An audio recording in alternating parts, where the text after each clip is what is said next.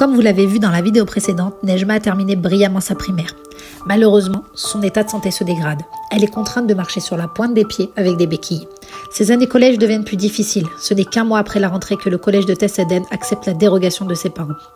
Elle y obtiendra malgré tout son brevet. Nejma se rend ensuite au lycée qui se trouvait à 5 km de sa maison. Ces années-là ont été synonymes de beaucoup de souffrances, notamment à cause des longs trajets, du poids de son sac et surtout de la dégradation de sa santé. Néanmoins, à 17 ans, elle obtient le bac avec une moyenne de 12 sur 20. Alors que sa maladie aurait pu la pousser à abandonner ses études, Nejma décide d'entamer un cursus universitaire en biologie à Milan. Pendant les 2 premières années de fac, elle s'est efforcée à se déplacer en béquille, mais entre les salles de cours très éloignées les unes des autres et ses jambes qui la soutenaient de moins en moins, Nejma a effectué sa dernière année en fauteuil roulant. En 2022, ses efforts sont récompensés par l'obtention de sa licence. Mais voyant ses symptômes s'aggraver, Nejma refait une série d'examens. Et là, le diagnostic tombe. Elle est atteinte d'un spina bifida. Elle prend conscience que sans opération, elle restera paralysée. Alors, malgré son désir de décrocher son doctorat, elle arrête ses études pour combattre la maladie.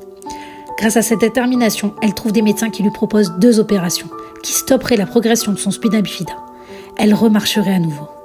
Aujourd'hui, Nejma a besoin de notre soutien financier pour gagner son combat.